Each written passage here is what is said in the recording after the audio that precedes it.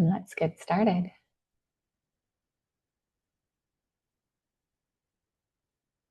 I had to make sure I fed my dog before tonight's webinar because last webinar that we did, my dog was like sitting right here and just crying the whole time. And I was like, I can't leave right now. I'm in the middle of teaching a webinar. So it was literally like a couple minutes before. And I'm like, oh my gosh, feed my dog. She's going to be crying and you guys are going to hear her in the background. But it's amazing to have all of you guys take time out of your evening and to invest to attend this masterclass this evening. This is one of my favorite subjects. And so we're going to have a lot of fun. But for you guys who don't know me, my name is Rachel Shear. I'm the CEO and founder at Rachel Shear Nutrition. So I have a top functional nutrition practice here in the US.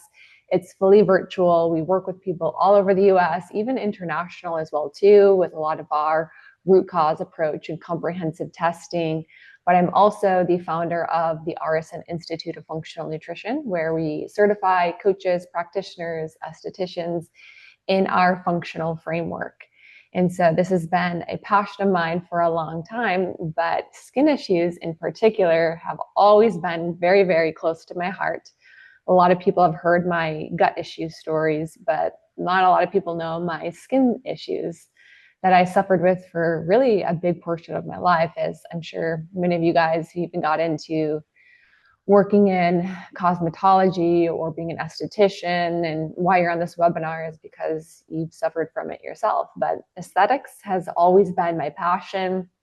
Even when I went to Baylor for dietetics, I really wanted to get into the athletic performance side of things. I was a gymnast growing up. I was a dancer. We care a whole lot about how we look, let's be real. So I loved physical aesthetics and I loved beauty as well. And so this was a big portion of my life. After I graduated from Baylor, I competed in bodybuilding competitions. I did a lot of fitness modeling. You can see here I was on the cover of magazines. But it was really around this time of my life where I started to struggle with a lot of my own chronic health issues. And I had severe gut issues. I couldn't use the restroom anymore without doing a daily enema. You can see here I would look like I was 6 months pregnant with how bloated I was every single day. And I went to the doctor, as we're supposed to do when something's off, which led me down an entire journey of being put on all these different medications. I was put on thyroid medication. I was already on birth control because, right, that's what we're told to do when we're 14, to control our periods and to not have acne as a teenager. And then I ended up on prescription laxatives and an antidepressant, and my health continued to get worse and worse and worse. These medications were managing the symptoms, but they weren't actually solving what was causing all of these issues. I started to get a ton of skin issues. And for me, when I was a teenager, I had terrible cystic acne. Now, this isn't a photo of me as a teenager. This is actually a photo of me this last year, what you're looking at right here. But I had terrible cystic acne as a teenager. I was actually put on Accutane, not once, but twice. And so I know what it's like to really suffer. I do think that later played a role in a lot of my gut issues. But it was through functional medicine that I was able to heal my body, with all of these health issues. I even was told by one doctor I needed to have my large intestine removed because of the severity of my gut issues. Yeah, it was at that point, and I kind of glazed over it, but not to go too deep into that story. I've been through it all. And what was so powerful is as I healed my gut and I healed the system, my skin cleared up. And I've been clear for the last decade, but it was just this last year where I started to get these itty bitty little bumps covering my cheeks, covering my forehead. And all of this happened after a trip to Mexico. And it turns out it wasn't the traditional acne like I had when I was a teenager. It was actually something called fungal acne, which we're going to talk about today. But it kind of re-catapulted me back into functional medicine and the approach to figuring this out. And I was like, aha, this is what I do for a living, functional medicine. I'm going to figure out the root cause. And so that's exactly what I did. And so actually a lot of tonight's talk comes from that really bad experience that I had this last year and really learning more about not just internally, we've been doing functional medicine with my practice for over a decade, but also some of these external approaches. So we're going to be talking about both of those today. And so just a high level overview, this is a 90-minute webinar. So we're going to go deep. Hopefully we'll have some time for some questions here at the end, but we're going to be talking about why traditional treatments fall short. Probably a lot of you guys have gone the medication route, or you have clients who've gone the medication route. Maybe they work for a little while, but we know eventually the issues come right back, and there's a deeper reason. That's why we're all here today. I'm going to be diving into the many root causes that we can see with various skin issues, between acne, the different types of acne, rosacea, eczema, psoriasis. We're going to be talking about skin integrity and topical treatments. The thing with skin is it's not just internal, even though we're going to be focusing on the internal side for this entire first half tonight. External does matter too, what we're putting on our skin. And then I'm going to share with you guys a bit of my functional framework, how we go about addressing a lot of these issues in my practice. Topic a lot of people love, skin aging, and even talking a bit about treatments. My estheticians will probably love this, lasers. I only have a little bit on that. This is not my area, but my own personal preferences when it comes to addressing some of these skin issues when you combine it with a functional approach, and lots of case studies for you guys here today. All right, so why traditional treatments fall short? So many of the treatments when it comes to skin issues like acne or rosacea, and I'm curious with you guys who are on tonight's webinar who are dealing with skin issues yourself, what it exactly is. Is it acne? Is it rosacea? Is it psoriasis, dermatitis? And a lot of you guys probably have been on some of these. I know I have with what I shared with Accutane. Probably the majority of us have been on birth control at some point in our life. And then oftentimes steroids can even be used, antibiotics. Anyone do the doxycycline or the minocycline antibiotics for acne? Topical products, benzoyl peroxide, retinoids, and even in some cases, especially with psoriasis, which is an autoimmune skin issues, immune suppressing medications. But the problem with all of these interventions is it's really just suppressing that visible symptom. So we can see improvement, but oftentimes we're not addressing what's causing the issue in the first place. And so people will feel better and then they'll relapse and very often get worse once they get that relapse as well. And so people fall into this cycle as they get put on the medications, they get temporary improvement, and then they come off of the medication, antibiotics, Accutane, and then they get relapse, and then they get put on more medication, stronger, same medication. We'll try a different antibiotic this time.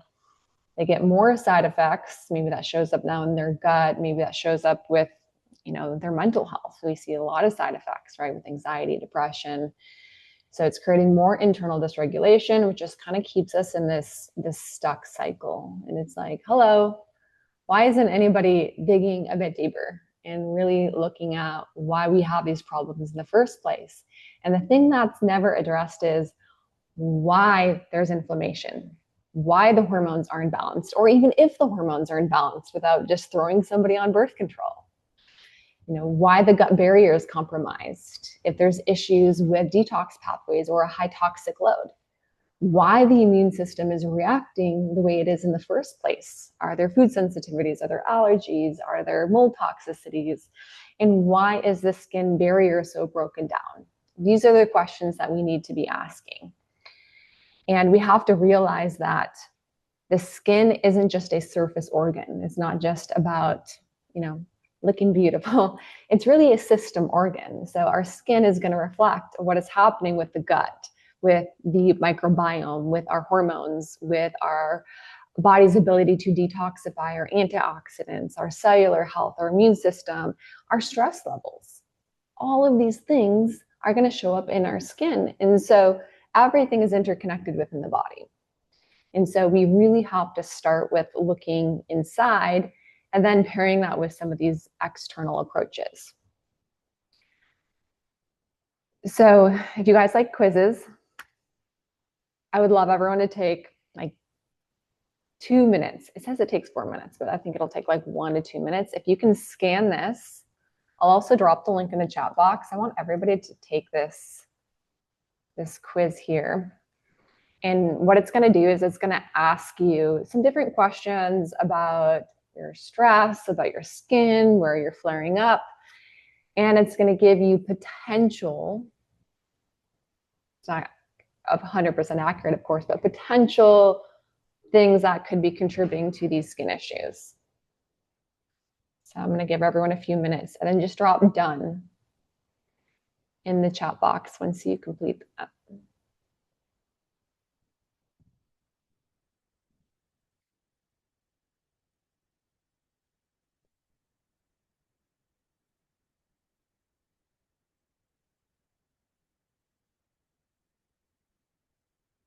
Like I should put on some music.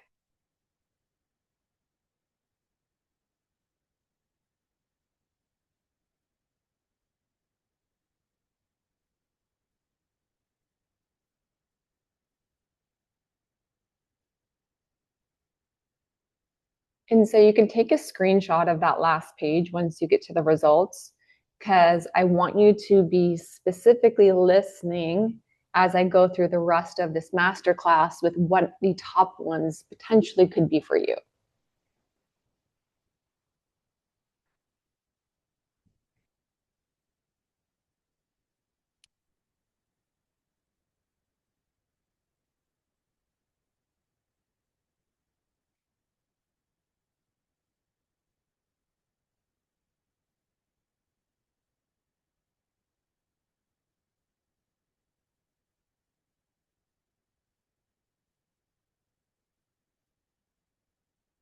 So you should take a photo of this if you can't see the link here, and then it should bring you there.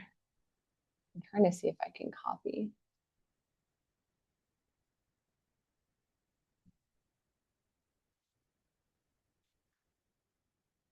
Well, let me.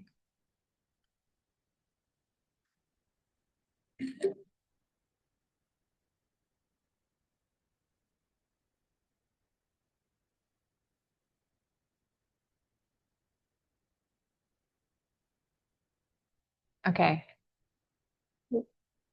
We're gonna keep going on as you guys walk through that.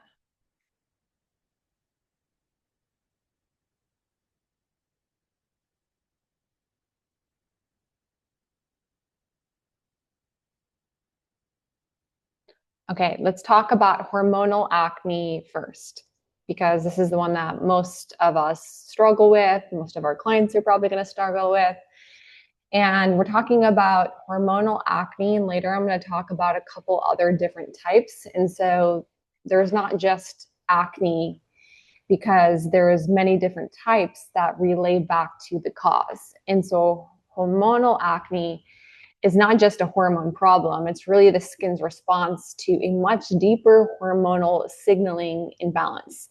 And so this is often layered with inflammation, gut dysfunction, and impaired detoxification.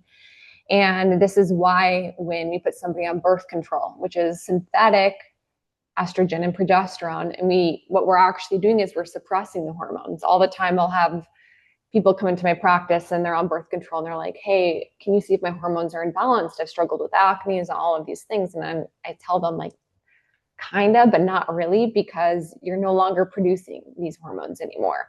We've suppressed all of your hormones, and now we're giving you these synthetic hormones that are mimicking a cycle. And so this is how we prevent pregnancy. And so for some people, especially some different birth controls can even suppress some more of those androgens that can be high in women who have more of a PCOS style presentation. And so they'll get the skin benefits, but we're really not having our hormones fixed or solved by getting on birth control. And our hormones don't just randomly become off. They become off because of all of these other things in the body, what's happening with the gut inflammation, our micronutrients. And so we still have to look at all of those things. But very typical for hormonal acne, it tends to show up around the jawline, a bit on the cheeks. And so you can see here with this client who came into our practice, this is a very typical pattern for hormonal acne. So it was right around cheeks and jawline. Deep cystic lesions can be common, often cyclical flares. And so maybe it's more around their menstrual cycle, especially more around that week leading up to getting their period. Oftentimes we'll see this type of acne persists into adulthood. A lot of teenagers, right, as their hormones are surging in puberty, they'll get that hormonal acne as well as bacterial acne. But if our hormones remain unbalanced as we get into adulthood, oftentimes we'll see this acne progress. And very often for this person, if they get on the antibiotics, it does nothing for them, right? Because it's a hormonal issue. Now, can we see bacterial issues along with hormonal related acne? Yes, 100%. And so some people can get a little bit of improvement, but if it's hormonal, a lot of those things aren't going to touch it.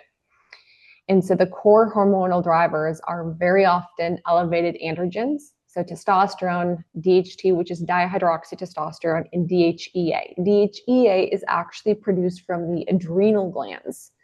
So for you guys who ever wonder why stress makes you break out, stress creates cortisol, but our adrenal glands also create DHEA. So high adrenal output, high cortisol, high DHEA, that then causes more oil gland activity, an increased level of sebum, inflammation, which then is going to cause more acne because of the stress.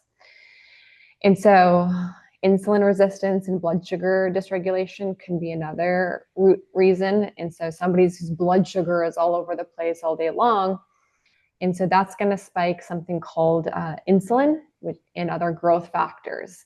And so it's both of these, insulin and growth factors and hormones, especially androgens, DHEA, testosterone, that is going to cause that increase in oil in the skin, causing more inflammation, which can block the hair follicles, but also to lead to an increase in bacteria in the skin. And so that's where the profile of somebody who has hormonal acne will often also have the bacterial acne, because the more oil in the skin produced from the androgens can also cause more bacteria to grow in the skin. And so usually what we're looking at is, why are the androgens high? What's happening with our metabolic health, insulin resistance, blood sugar throughout the day? We can often see some of these issues with women who have estrogen dominance, low progesterone, or they're unable to detoxify estrogen properly, and then chronically high cortisol with how I just explained. And so a really great test that we love to do in our practice is called a Dutch test. Is anyone currently running Dutch tests in their practice? Rachel? Yeah. So especially for clients who fit more of that profile with more acne around the jawline, where I'm thinking it's more hormonal, I love doing a Dutch test on this person, because very often I'll see somebody, even if we run serum labs, who doesn't have crazy high testosterone, or maybe their DHA isn't too high serum wise, but then when we do a Dutch test, we can actually look here at how she's metabolizing her androgens. And very often this woman will be pushing this pathway here. And so this is this 5-alpha pathway. So we can genetically prefer one or two pathways. Thanks, mom and dad. The 5-alpha or this 5-beta pathway. If our body genetically prefers this pathway, which we can see in this test, we will convert most of our testosterone into dihydroxytestosterone. Dihydroxytestosterone is the more androgenic hormone. And so somebody maybe who doesn't have high testosterone, but if this is really high, that's still going to be androgen-related acne. And it's also good to know, because if this person gets on testosterone ever later on in life, and genetically they push this pathway, which this was me too, then they're probably going to be more acne prone. So doing topical DHEA, testosterone, you just have to be a bit more careful with this person, because they're going to convert a lot more into DHT. And so I love looking at how their body's metabolizing these androgens, but then it'll also look at how we're metabolizing estrogen too.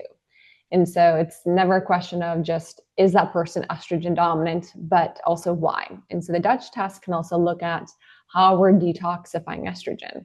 And so if we are, let's say, not having good phase 2 detoxification down here, which plays a role genetically, even with a bit of methylation, we can test that too, then we'll actually reabsorb a lot of the estrogen back into the body. And so that's where this helps us better explain the why beyond just some of the typical serum tests.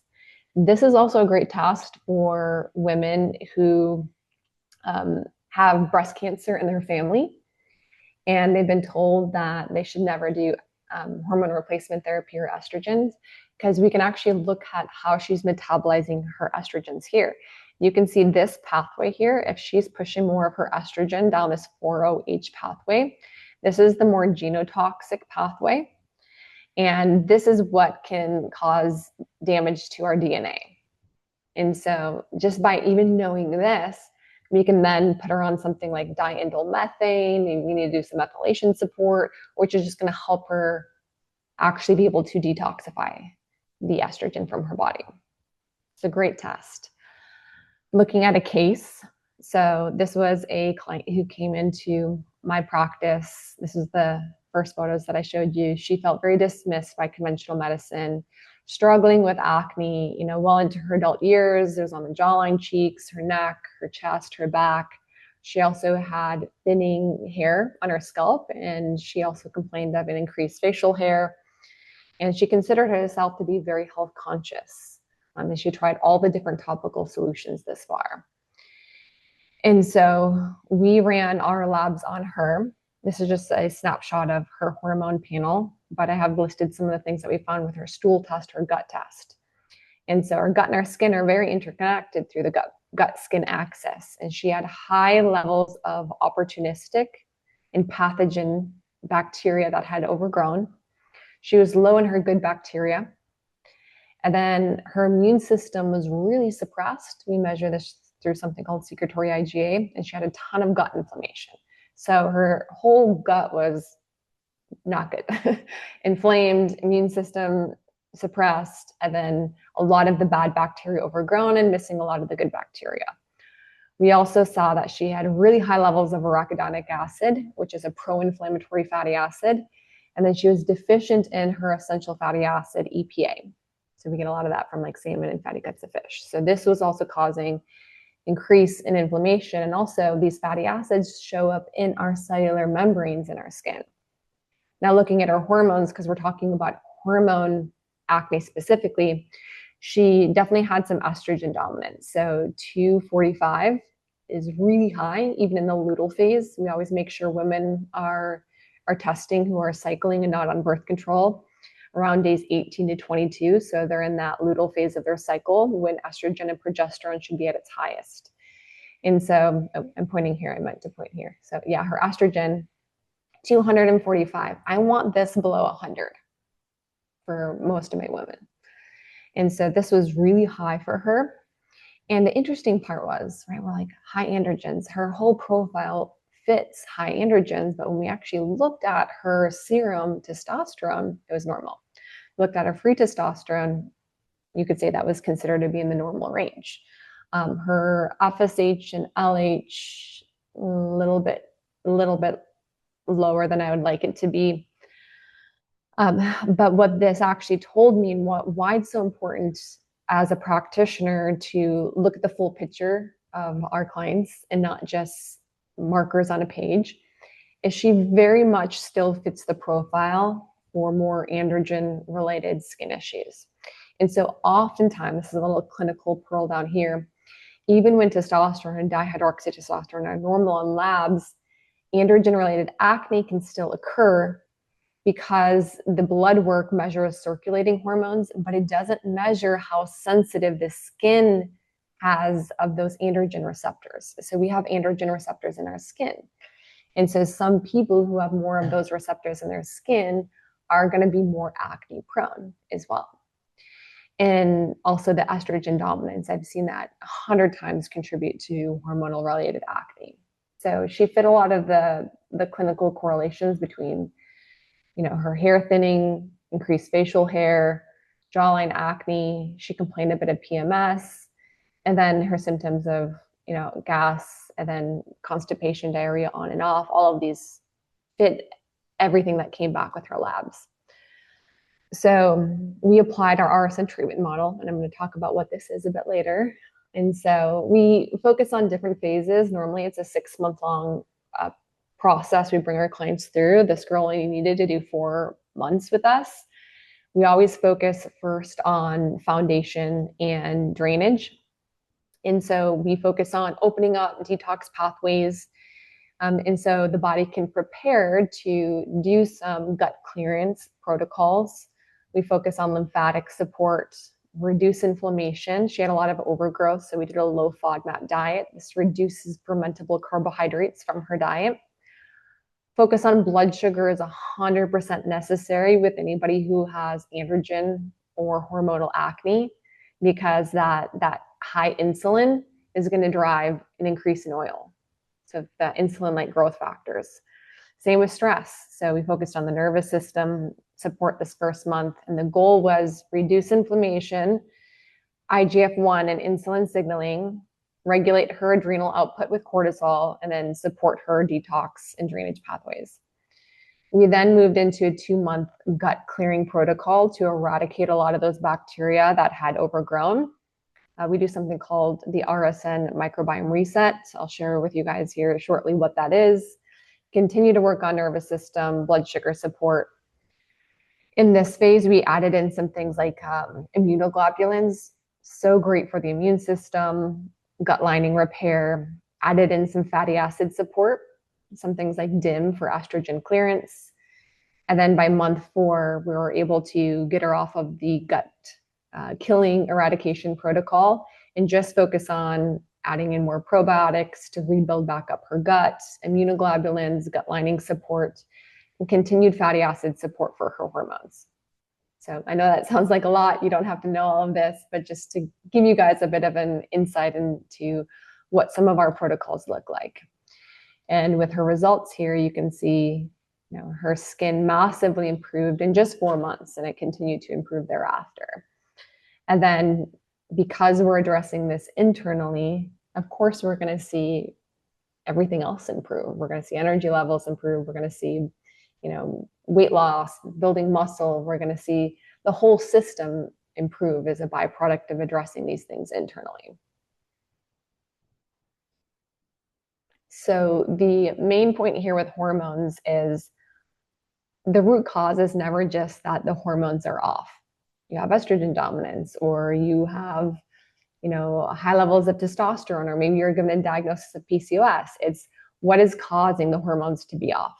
So this can be what's happening with the gut, blood sugar, our nutrition. Are we getting in adequate fatty acids? Are we deficient in things like our B vitamin, vitamin A? There's some of our micronutrients. What's happening with our adrenals, our stress, our nervous system? And then what's happening with our bile. So bile helps with our body's ability to emulsify and detox fats. If we're not able to detox, we'll reabsorb estrogen back in the body and other toxins too. So it's a very much a systems-based approach versus just let's fix the hormone issue. Okay, my favorite, fungal acne, because of what happened to me this last year. So fungal acne is not technically acne. It just looks like acne, so we put it in the acne category. But it's something called Rosacea folliculitis. And so it's an overgrowth of yeast in the hair follicle. And so antibiotics aren't going to touch this. Trying to work on the hormones are not going to touch this. It's a yeast issue.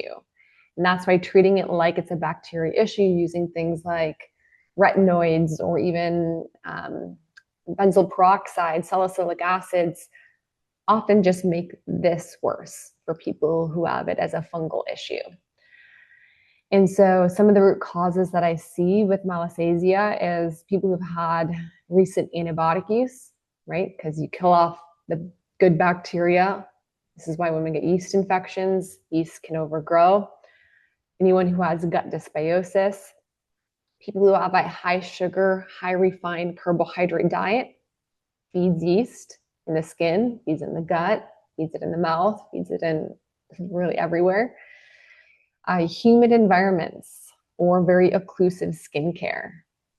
So skincare that is not usually water-based, but very oil-based, can actually feed different yeast in the skin. Usually that's not problematic for most people, but when you combine maybe an occlusive skincare with somebody who has a high sugar diet, right? And maybe somebody who lives in a humid environment or goes on antibiotics, now we create the perfect terrain for yeast to overgrow. Suppressed immune function, recent steroid use can really trigger a flare of Rosacea. So for me, I had just traveled to Mexico and I had just went through a massive bout of stress. So my immune system was compromised. My cortisol levels were high. I traveled to Mexico, hot and humid environment. I was swimming in the ocean.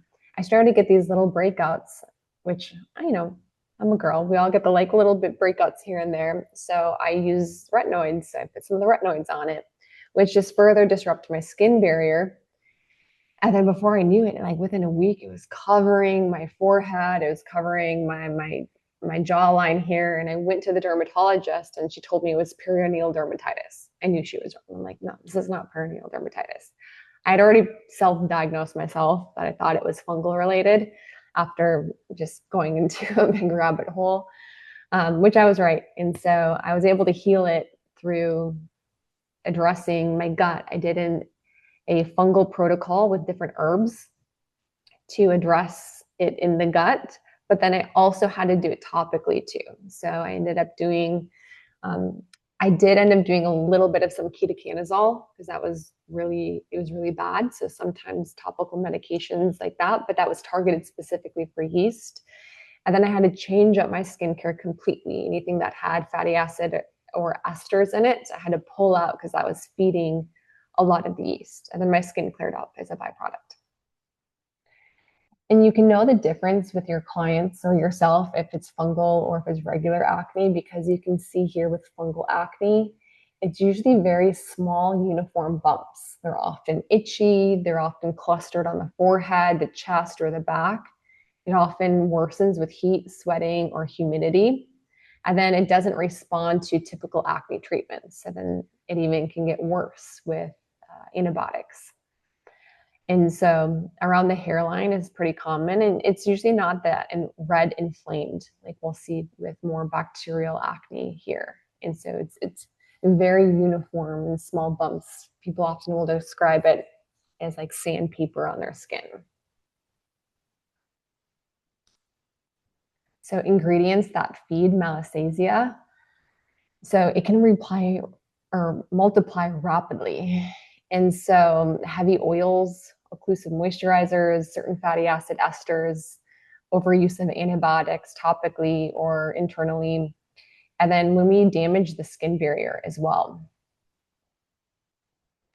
And so these can feed or exacerbate yeast growth in the skin. And so as the microbial diversity in our skin declines as well too, so we're killing off a lot of that bacteria, we're shifting the pH in the skin, and then the barrier within our skin will become compromised. Thank you, Mackenzie. All right, bacterial acne. So this is another client who came into our practice. So bacterial acne is often associated with inflammatory strains of, I think I call these Cutibacterium. They're not cute. they're not making us look cute. So I don't know why they're called that, but Cutibacterium acnes. Clogged follicles. So this is why it can go hand in hand with even hormonal acne. Reduced microbial diversity in the skin or the gut, and then repeated antibiotic cycles too. So this is why that person who gets put on the minocycline and the tetracycline and it gets a little bit better, but then it flares off. We're depleting also the good bacteria along with the bad. Like we're not able to choose when we go on antibiotics. And so any of these can often be some of the root drivers that I see: high oil production, microbiome disruption, and then barrier damage. But notice how much of this comes back to the gut. Everything we've talked about so far comes back to the gut. And so even though antibiotics may temporarily reduce that bacterial load, they're going to, just like I said, disrupt the skin microbiome and the gut microbiome. They're going to reduce the protective bacterial diversity and increase the risk of fungal overgrowth as well. And so that's why we have to evaluate those upstream drivers of what is leading to the bacterial overgrowth. And so insulin, what's happening with their diet, if there's any kind of barrier damage in the skin, that can actually cause more bacteria to overgrow in the skin because it's very protective. So that's actually where it can be a bit more of an external issue, but oftentimes is also amplified with what's happening internally. And so it's rarely just a bacterial issue alone. That's sort of the main point with it all. And so you can see here a bit of a difference between these three different patterns: fungal, bacterial, and hormonal. And then we'll see these overlap. And yes, you can see even fungal overlap with bacterial. So it's never just perfect, just like this. Okay, so another case study with bacterial acne. So this is a 25-year-old female. She had suffered with acne for the last 8 years. That was unresponsive to conventional medicine treatments. She had heavy antibiotic use, age 16 to 20, for MRSA. And so we ran some labs on her. She was very deficient, or not very deficient. Well, she was high in her arachidonic acid. So this is one of her pro-inflammatory fatty acids, which was skewing her arachidonic acid and EPA ratio. So we want this to be below 10. You can see she was at 57.6. And then her total omega-3 index, which looks at the total of EPA, DHA, and DPA, so total omega-3s, was really low as well. So what that does is it pushes the body more into a pro-inflammatory state. She also had some methylation issues. So her total CRP levels, which looks at inflammation in the body, was low, but her homocysteine was a bit high. So that cues me to some detox issues. And then with her micronutrients, we did folate, vitamin D, and B12. Her vitamin D was also really low, plays a role in our immune system, plays a role in skin health. I think her B12 could have been a bit higher too. Looking at her gut now, so this was a stool test that we did. Her pancreatic elastase, so this is a marker for digestive insufficiency, was low. So she was unable to properly break down carbs, fats, and protein. Why does that matter? Well, if you can't break down your food, we have a higher risk for the bacteria to begin to ferment and overgrow within the gut. And then that can also cause a lot of GI issues, of course. We did actually find a little bit of blood in her stool that ended up to be a non-issue. Severe leaky gut. So her gut lining was pretty inflamed and broken down. So she was getting also not only a lot of this partially digested food going to the lower parts of her GI tract or into the small intestine, but then it was leaking into her bloodstream, stimulating more of a full body immune and inflammatory response. And then this all shows up in the skin. And her immune system was really suppressed. So we see all of this with running a stool test on somebody. Really high levels of opportunistic bacteria that had overgrown. You can see here. This strain specifically, methanobacteria, this one actually looks at more methane predominant bacteria. So sometimes this can go hand in hand with SIBO. And then she was low in some of her good probiotic commensals, so Saccharomyces boulardii, which plays a huge role in our immune system and supporting our gastric mucosal lining. So Tori's story, history of antibiotics. She was on 10 to 15 courses. This led to a bunch of gut dysfunction, dysbiosis, SIBO, leaky gut, which in turn caused systemic inflammation, especially because of that leaky gut, where she's getting a lot of these lipopolysaccharides leaking into her bloodstream, stimulating this immune and inflammatory response.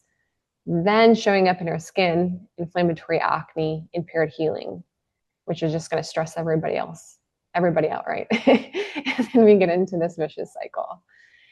It's a pretty cool case on how we can really figure out the root of all of this, right? This is what we ended up doing with Tori. So you'll see some similarities with some things we do with our clients always. So we always focus on drainage the first month with a lot of them. She needed digestion support, as we saw. We focused a bit on motility with her gut. We needed to replace a lot of her fatty acids. She was low in vitamin D. We then moved into eradicating some of her overgrowths. The cool part, though, about Tori is we were able to actually eradicate some of her overgrowths by just using broad spectrum probiotics and then a little bit of oregano oil. Supported her immune system and her gut lining with immunoglobulins. And then this is our gut lining support powder. It has L-glutamine, aloe vera, deglycerized licorice root in it. And then we were able to start a food reintroduction for her. There's a little typo here, but adrenal support for stress. This was her 3-month progress. But you can see already, right? The inflammation is massively different, right?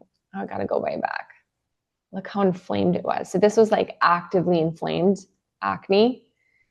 3 months in, like this is in the process of clearing up, but it's not as inflamed anymore.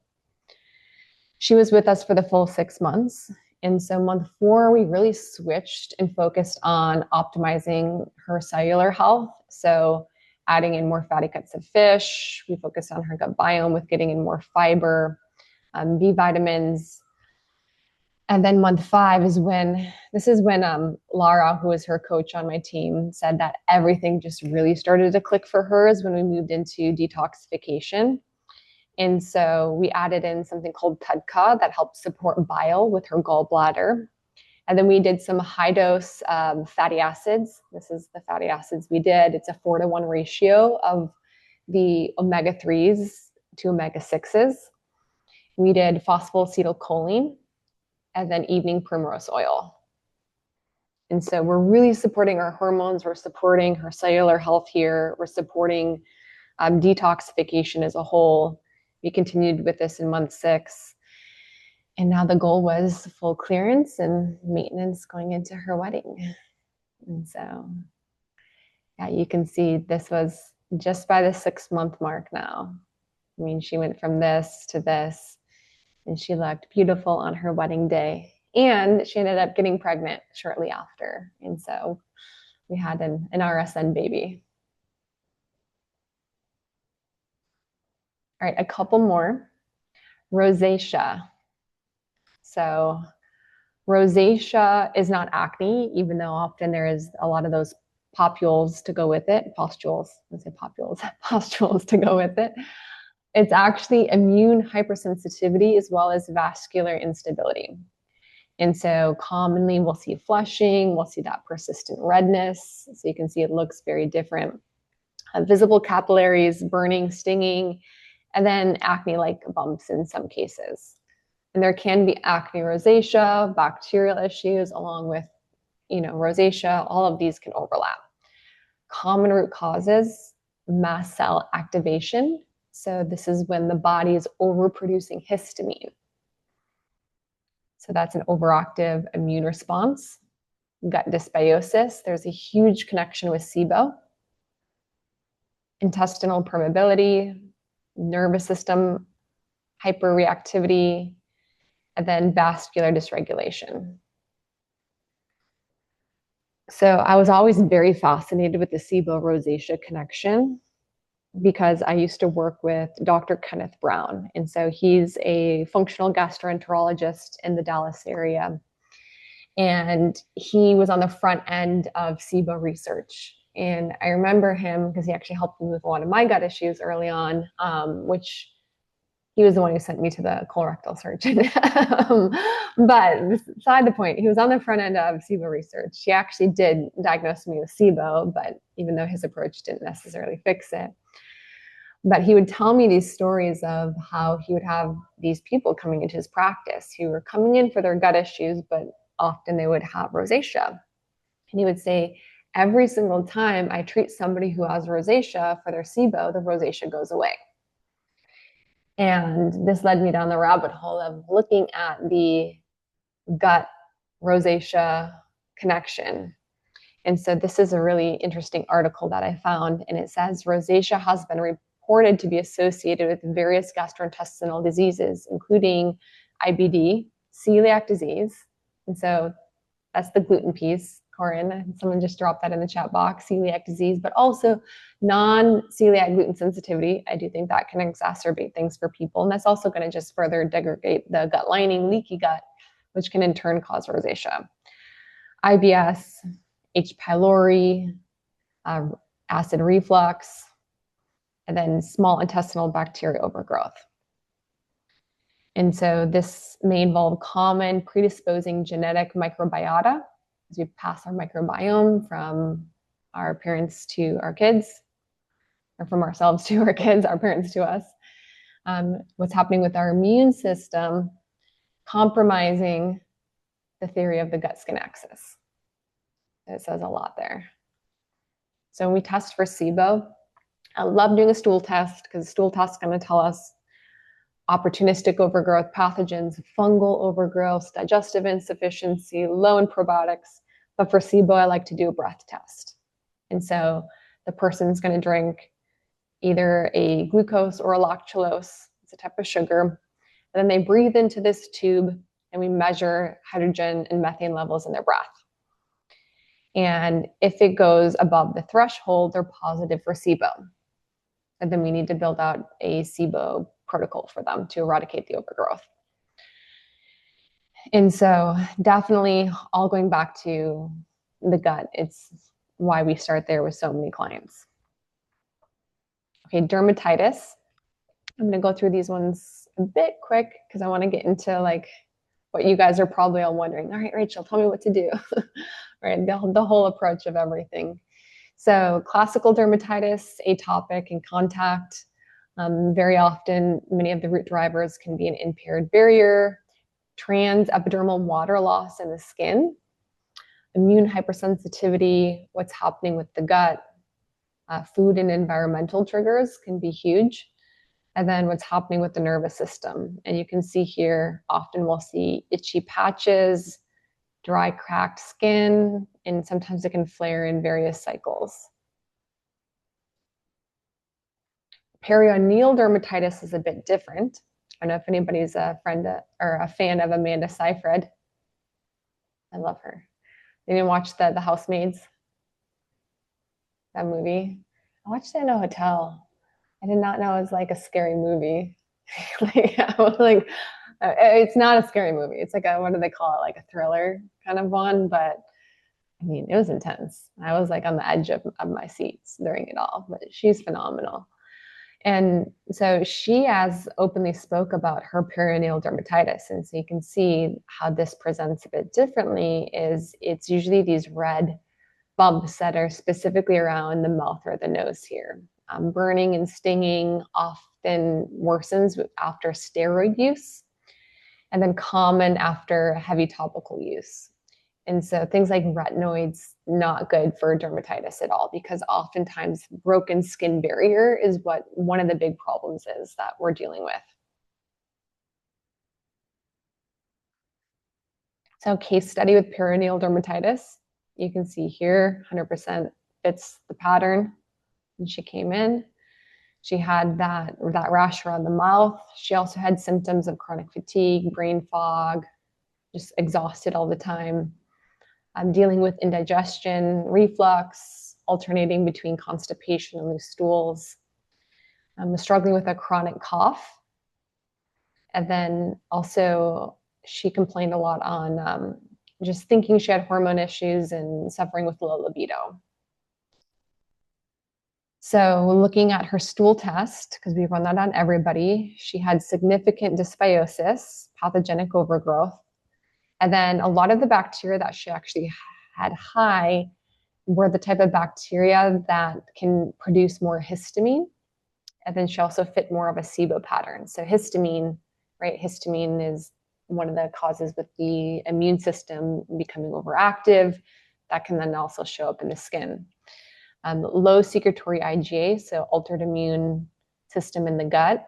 She had a good amount of gut inflammation.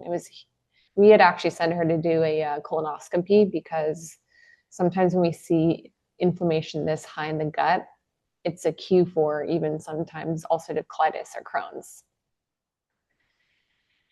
And then she had some malabsorption issues. So a lot happening in the gut, a lot happening with her immune system, her gut playing a role in what was happening with her immune system and the histamine. Looking at some of her other markers, high levels of arachidonic acid, that pro-inflammatory fat. And then she had high iron, which sometimes we'll see that when the body's in a very inflammatory state. But interesting, actually looking at her hormones here, she had low androgens. Her DHEA was low, which is often a sign of someone who's been under a lot of chronic stress, where cortisol and even DHEA can begin to get a bit depleted, sometimes DHEA even a bit before cortisol. She fit the pattern for relative estrogen dominance. And then, of course, with her low androgens, this could play a big role in her sex drive too. So applying the RSN treatment model, we did for her a low fermentation, but also a low histamine diet. Since she was dealing with a lot of immune and histamine issues, worked first on drainage and detox. We did some histamine clearance support. So DAO enzymes help break down histamine better. Quercetin does too, curcumin for inflammation. We did our enzyme restore bundle here. Oh, I don't have it here, but we have an enzyme restore bundle. So it gives hydrochloric acid, pancreatic enzymes, and then a bit of some bile support. Focused a lot on the nervous system and the stress side. Moved her into eradicating some of the overgrowth with her gut. Continue to focus on that in month 3. Adding in the addition of getting her on progesterone and some other herbs for balancing her hormones. Fatty acids. There's a trend here too with fatty acids and the importance for the skin. And then in month 4, rebuilding her gut. So we added in some of our GI Restore, which gives her the L-glutamine, the aloe vera, the licorice root to help replenish that gut lining. Started to reintroduce foods that we pulled out back in. And then with her results, you can see here her before and her after that she sent us. So she had great results, complete resolution of her perineal dermatitis. So the facial rash was fully cleared, her chronic cough was resolved, improved her digestion, motility. So she was no longer dealing with constipation and loose stools. Improved nutrient absorption, since that was one of her key findings. Better energy levels, so no more chronic fatigue, better mental clarity, better sleep. Our libido is returning because when we're stressed, we have no libido. And then reduced anxiety and depression symptoms. So, I mean, her whole life was changed, right? It was more than just her skin. All right, the last two, eczema. So eczema, we want to bring it back to the barrier, what's happening with the skin barrier, and then the immune system as well. And then I'll probably bring it back to the gut, of course, because there's a big connection there. So symptoms, dry skin, itchy skin, skin rash, bumps on the skin, flaky, scaly, crusty skin, swelling. So oftentimes it's not even always on the face. It can show up on the arms. It's common with babies. It can show up all over the body. Some of the common root causes, a lot of what we've talked about. Big one here is also the topical irritants. So fragrances, harsh surfactants, overuse of different actives can actually trigger eczema for a lot of people. So this is really looking at topically what's happening with the skin. This is looking at what's happening internally with the immune system, the body's really inflamed, and then what's happening with the gut. All right, psoriasis is an immune issue, but it's a bit different because it's an autoimmune issue. So all of these ones can be traced back to immune dysfunction, gut dysfunction, barrier issues. With psoriasis, it's an autoimmune skin expression. And so it's a systemic inflammatory condition. And with our practice, when we're looking at an autoimmune condition, we're usually going to look at 3 different buckets. So we'll look at the gut, especially leaky gut, because if we have leaky gut, bacteria, foods, toxins leaking into the bloodstream, stimulating the immune system, that can trigger autoimmune. Most people have some genetic predispositions, though, and we know that genes can be turned on and off. This is epigenetics. And so we'll test for methylation, MTHFR, sometimes COMT, look at homocysteine levels to look for an indication of poor methylation, because we have to, like, one of the most important things, methylation or autoimmune. And then what's happening environmentally, so meaning like toxins, other triggers, other infections in the body, all of these things like stress is going to impact the immune system. So we're really hitting it from these three areas.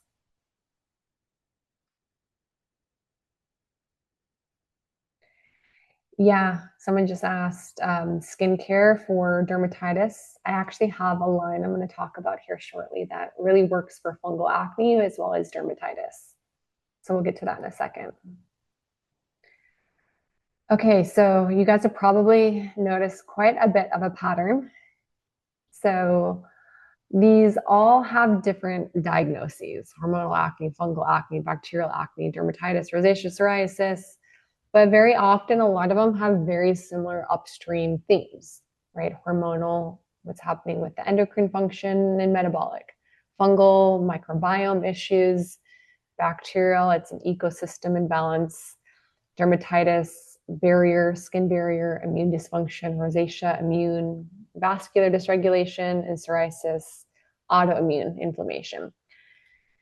And this is why, though, we have to treat the system. And so taking a functional approach is we are addressing all of these things. A lot of people think that functional is just finding the one thing, and we're going to find the one thing, but we're going to find all the things. So it's looking at all of these things. What is happening with the hormones, why the hormones are off, what's happening with the immune system, what's influencing the immune system, what's happening with the gut, why the gut is off, why the body's inflamed, what's happening with the nervous system. And when we treat the whole system, this is when everything improves. And so this is really what we do with our practice. But we always emphasize the gut, because the gut plays a massive role. But it's also not just what's happening in the gut, it's also what's happening with our skin microbiome. So the gut and the skin are in constant communication, and they communicate through the immune system. So that's where we saw a lot of immune dysfunction with many of these different cases because of what was happening in the gut. They communicate through hormone signaling, through inflammatory mediators, through the actual bacteria in the gut. They communicate through those metabolites. And so when the gut is balanced, the skin stabilizes. But if the gut is dysregulated, the skin is always going to be the signal that we need to work on our gut.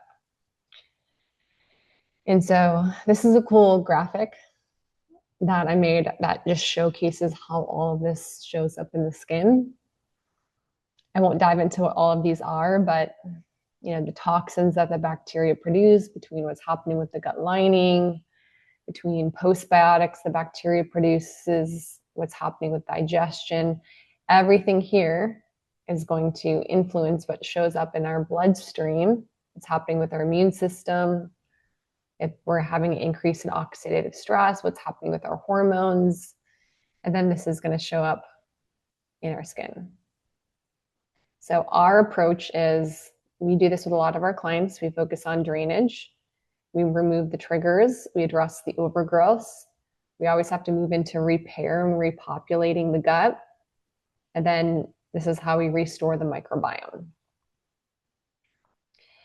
And it even goes a bit deeper than that. And so for a lot of our clients, we start with this 6-month foundation and healing protocol where we're working on these things here. And then we move into a period of rebuilding back up the gut and reintroducing maybe some of the triggers that we removed. But then here we can move into actually optimizing and prevention. And this is a big step that a lot of people miss. And so this is where we want to strengthen the barrier integrity. We want to make sure the hormones are regulated. And then this is where we can actually create results that hold. And so we follow like a heal, rebuild, and optimize approach. And as you can see with a lot of the different case studies, the sequence really matters of like what we bring everybody through. If you guys are curious about a lot of the supplements I talked about, just take a quick photo of this. You can go to this later. This is free. And so this is just a protocol and a supplement plan for the gut specifically. It's Sheer Gut Essentials. It actually walks through digestion, walks through a 30-day gut eradication protocol, and then repairing the gut lining, and then some immune support. So you can take a screenshot of that, go back to it, look at it a bit later. This will give you the deep dive also on a lot of the supplements that I referenced from earlier. So next here, we're going to talk about skin integrity and topical treatments. To understand topical treatments and what to do with our clients and also what not to do, we also need to understand our skin as a whole. And so we have our skin barrier. It's not just skin. We have these two different layers here. And it's not just cosmetic. It's a biological system that functions as an immune organ, as a microbial ecosystem. It regulates our water, and it's our first line defense against pathogens in our skin, because we have a skin microbiome. And so you can see here that this stratum corneum, which is the outermost layer, kind of functions like you can think of it like a brick and mortar. And so you can see here we have our bricks, which are called corneocytes, which are flattened protein-rich skin cells. But then in between all of these, we actually have what is called intracellular lipids. So this is like the mortar. And so these are ceramides, cholesterol, and fatty acids. And so you heard me talk quite a bit about fatty acids throughout this entire talk. Fatty acids play a massive role in our cellular membranes. So does cholesterol and ceramides. You'll see ceramides usually found in a lot of different topicals for skin barrier repair.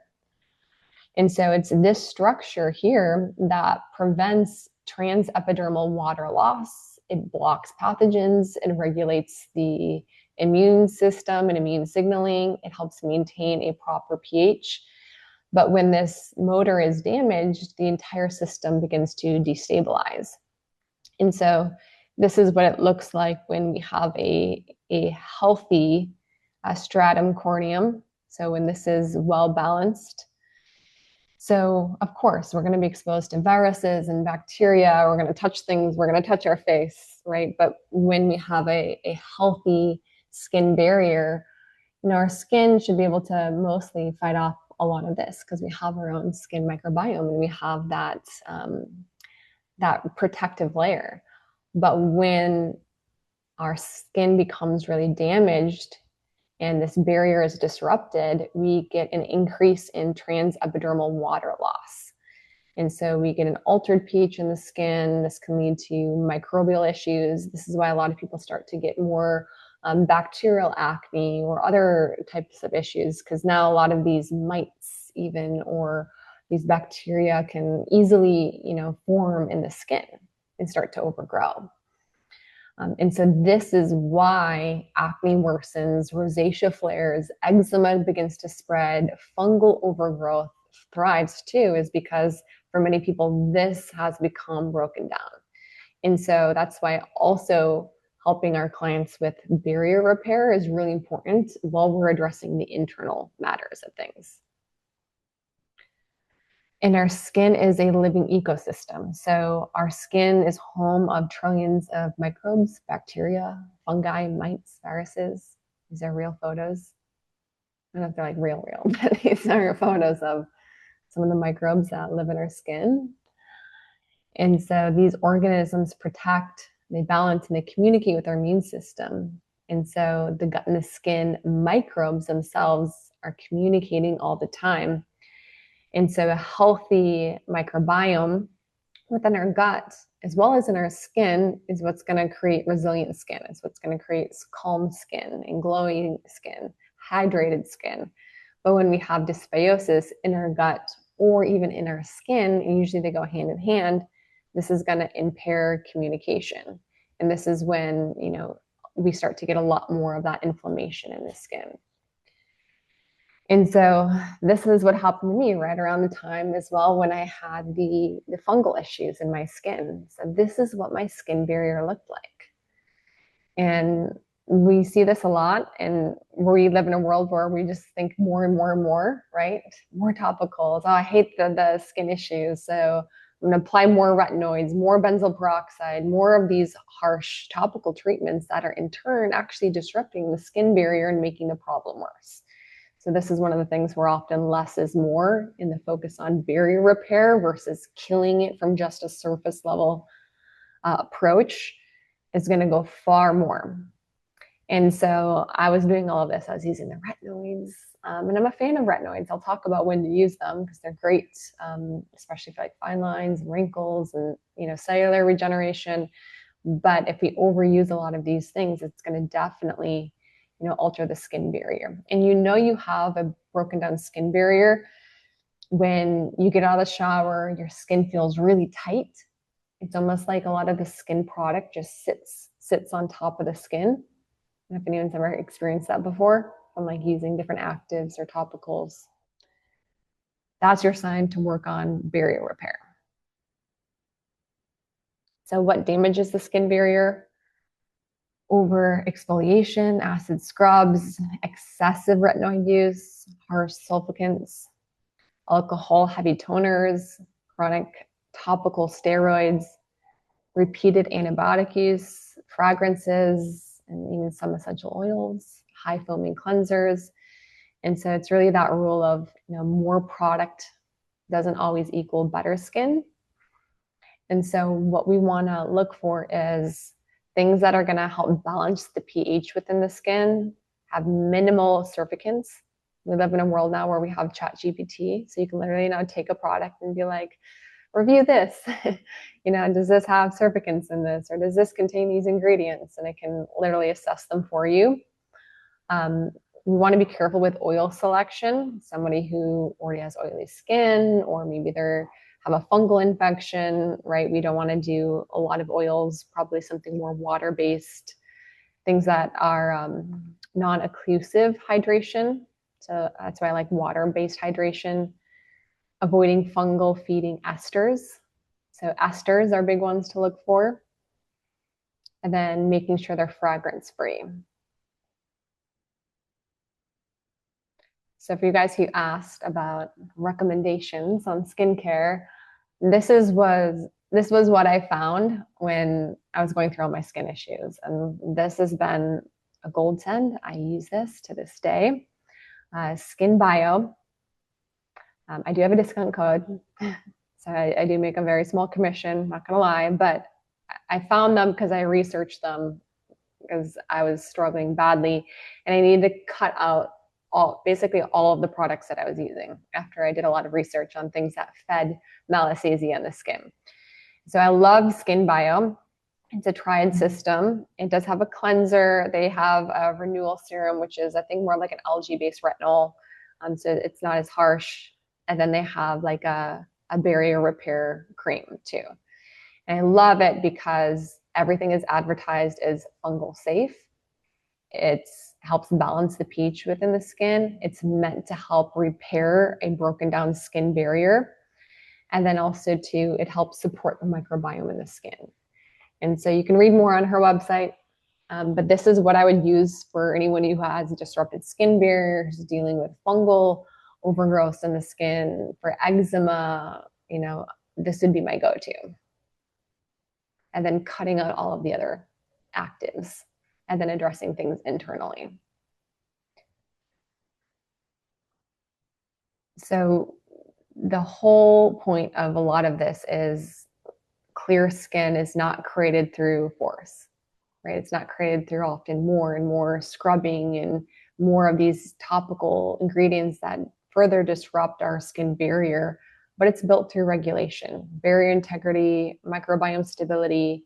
So our goal is we want to protect the barrier, rebuild the barrier, support the ecosystem, so the skin microbiome, and then correct the internal drivers. When we do those three things, oftentimes we'll see skin improve massively. Internal, support the skin ecosystem, protect the barrier, and repair it. Okay, so skin aging and long-term skin resilience. Skin aging, it's a fun topic. It happens to us all, whether you like it or not. We're all going in the same direction, right? So what I want to talk about here is accelerated aging. We all age, but there's a difference between normal aging and accelerated aging. And so after the age of 30, typically we experience about 1% of collagen decline every single year. Accelerated aging would be rapid collagen decline. We'll talk about what can cause this. A subtle loss of elasticity over decades, not noticeable sagging in our 30s and 40s, fine lines that develop slowly, deep lines that form quickly, mild hormonal shifts versus significant hormonal dysregulation. Skin tone, should stay relatively stable. Over time, we do accumulate a lot more sun damage, and that can create more pigmentation and uneven tones. Mild dryness, especially as we don't produce as much hormones and we go through menopause, a lot of the androgens that we produced can actually cause more skin dryness.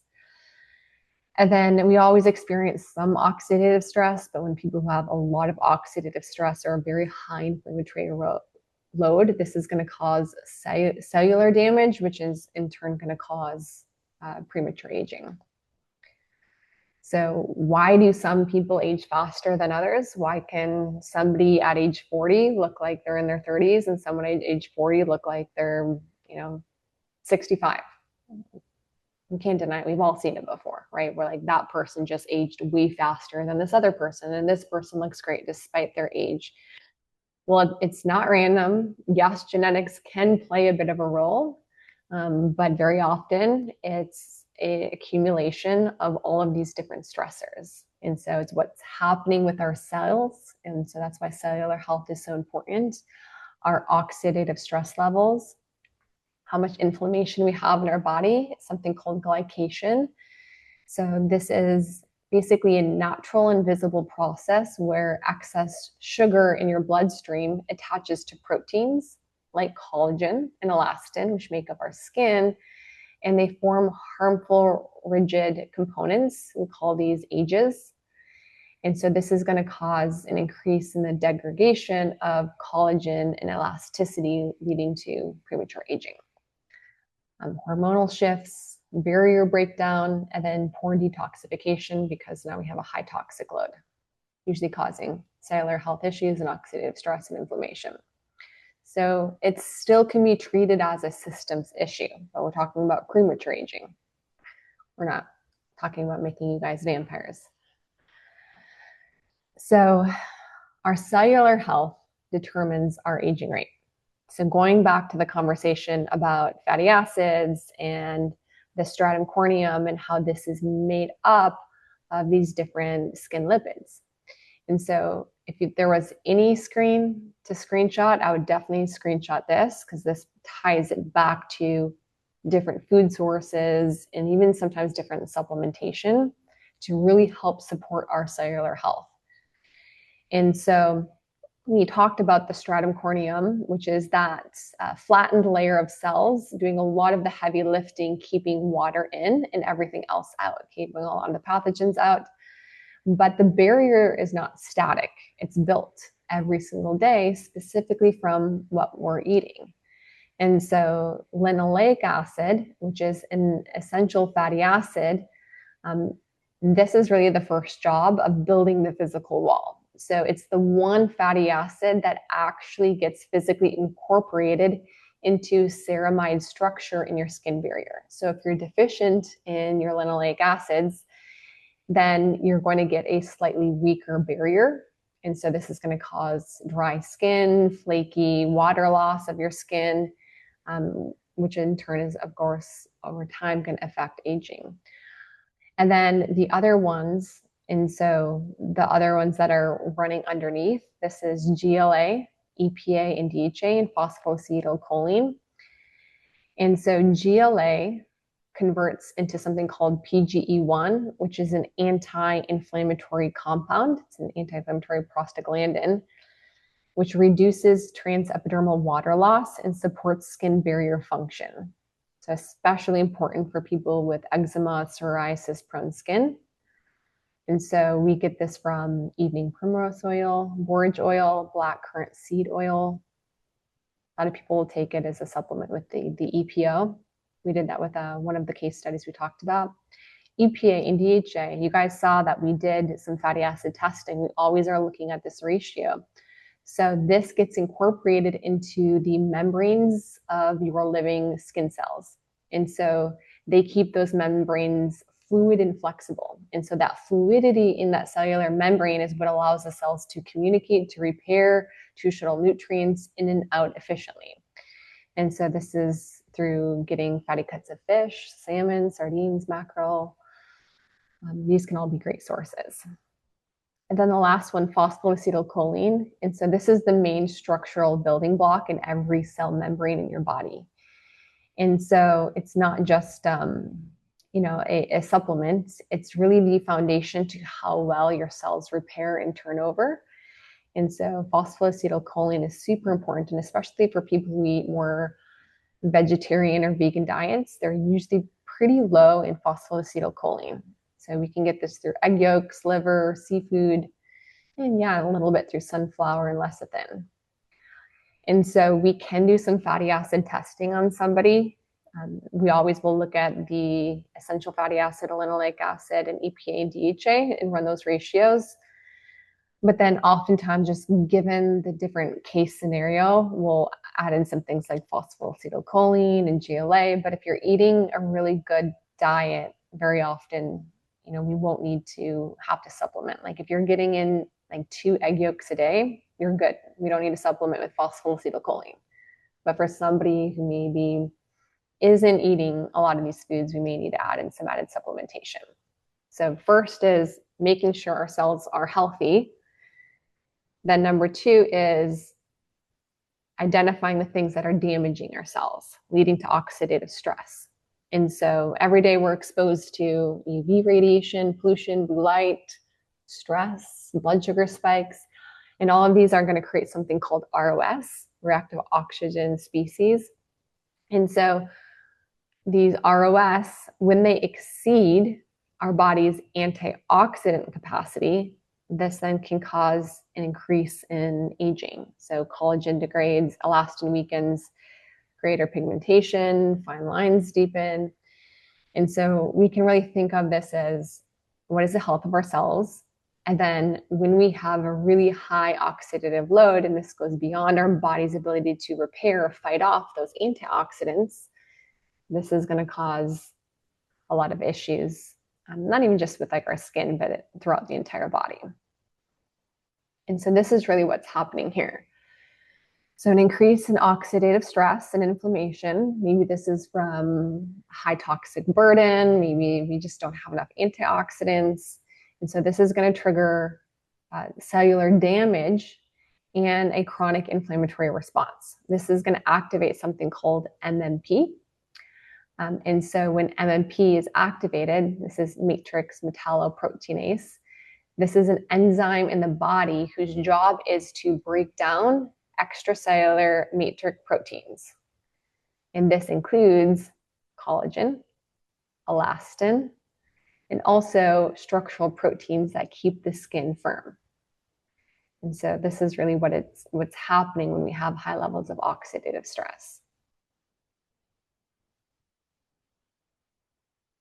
So everybody's like, all right, up my antioxidants.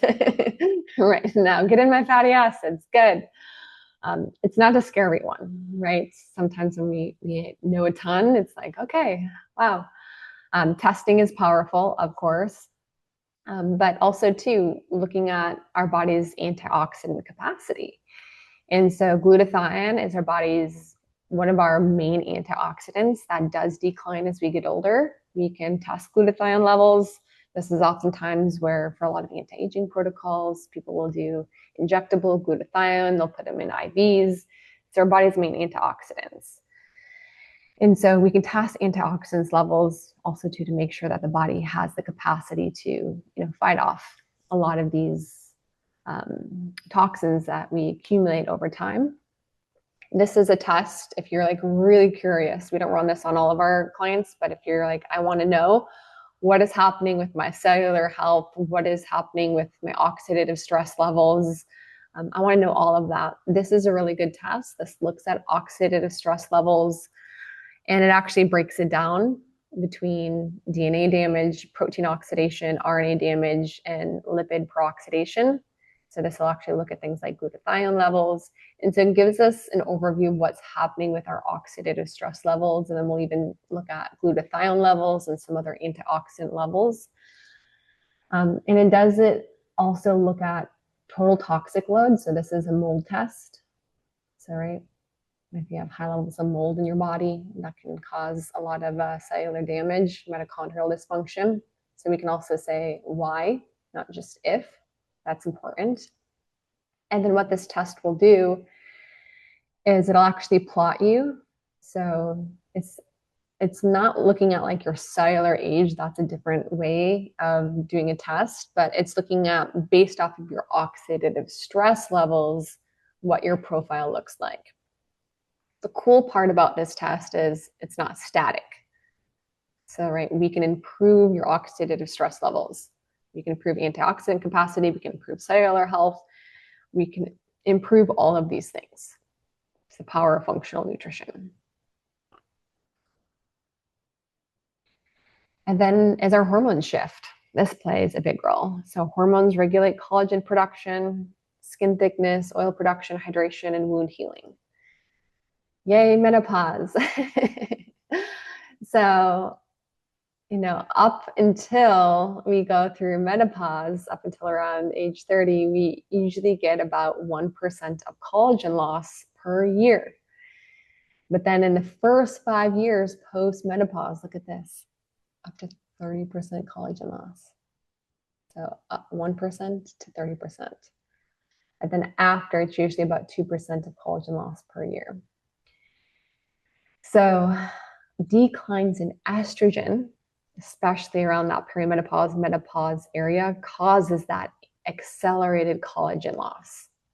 And then growth hormone also can play a bit of a role. So as growth hormone levels decline, we get slower regeneration, we can get thinner skin.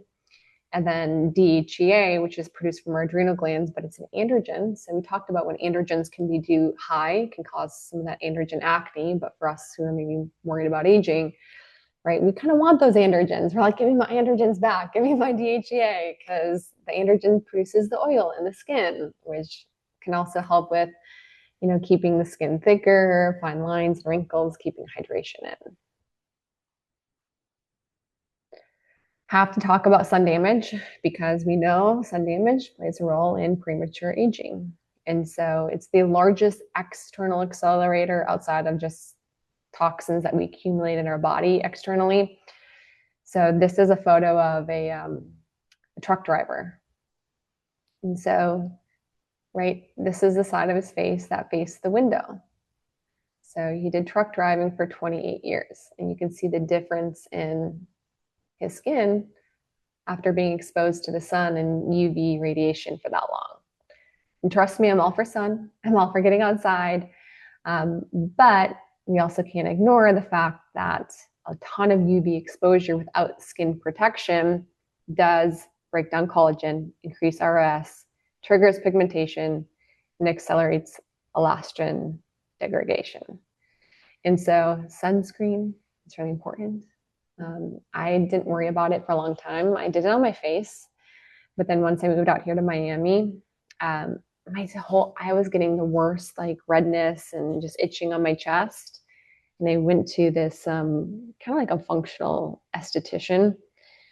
He's a doctor though, and he told me, he's like, you have to start putting sunscreen on your chest. And so we did some different laser treatments I'm going to talk about here in a second, but like it's a night and day difference. And honestly, I think more than even the lasers, the biggest thing was just putting on good sunscreen on my skin. And it just improved massively. And so if I had to pick, there's a lot of different topicals. So if you're like, Rachel, what are like the top ones I should do for myself or for my clients? One, Skin Bio. Skin Bio is more for barrier repair, microbiome and pH support, fungal safe, right? But this is for skin regeneration. So this is kind of like a different side of things. Always with prevention. So daily broad spectrum sunscreen. You can make sure that it is not the toxic sunscreen. So like the zinc-based one, mineral-based sunscreen, highly recommend. Number 2, retinoids, but only when the barrier is healthy, right? So we don't want to use retinoids on a broken down skin barrier. So that's where I use like that caveat earlier. I was like, retinoids, no bueno when the skin barrier is broken down. Can be good to use if we're looking at regeneration. So we know it does stimulate collagen production, improves dermal thickness, and can help normalize cellular turnover. Just don't want to do an excess because it can damage the skin barrier. Vitamin C, love vitamin C topically with vitamin E and ferulic acid. It really helps oxidize or neutralize oxidative stress. It's a really good one for prevention. That was one of the other tips that this functional physician gave me that focuses on skin. He's like, sunscreen, and I want you doing topical vitamin C on your skin. SkinCeuticals makes a really good one. Also can help actually brighten the skin, reduce pigmentation. And then for barrier function, nicotinamide. This one's really great for also repairing the skin when it's broken down, reducing inflammation, and just overall improve skin tone and resilience. So if you're like, what's in my bathroom? It's these things. And then it's my, the skin one. Oh my God, I can't remember the name of it. Skin Bio. Skin Bio. Okay. So when I did this masterclass before, I didn't have this slide, but then all my estheticians at the end were like, what about lasers? What about all these stuff? And so I'm not an esthetician, so go to one of them for this. But I'm just telling you guys what my preferences are and some of the things that I've done just because I love all of these things. I love aesthetics. So my recommendations, take this lightly, talk to an esthetician, but I found that for somebody who has a lot of scarring and texture issues, microneedling, and in severe cases, like more like the skin resurfacing can be really good. So that's going to help a lot with more of like the texture and the scars.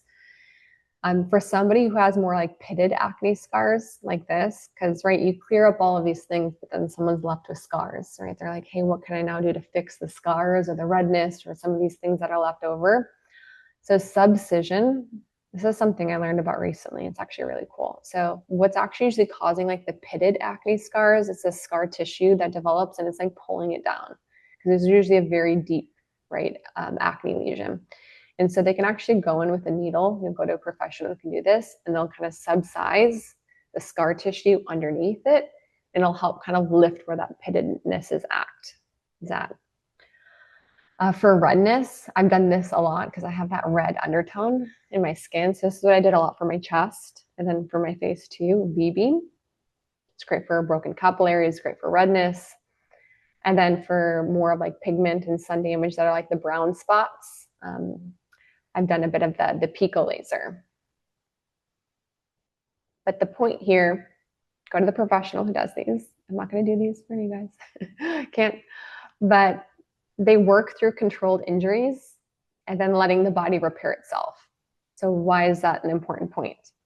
The internal still needs to be addressed first, because if the body can't repair itself properly, it's probably not the right time. And I don't recommend doing these when there's active flares, happening at the time. So usually it's the functional approach, especially for maybe that client I showed you who had her wedding and she had this severe cystic acne. We cleared it all up. So she would be a really great person where we just are focusing on maintaining her gut barrier, maybe adding in some of these good topicals. And if she had some scarring, looking at some of these treatments. Okay. So long-term skin resilience strategy. It's always built from the inside out. We want to heal, restore, then move into optimization. So it's getting to the root of blood sugar, metabolic dysfunction, hormone issues, what's happening with the gut, focusing on cellular health, addressing toxins that we accumulate along with our antioxidant capacity, and just knowing that aging accelerates when repair cannot keep up with our stress, right?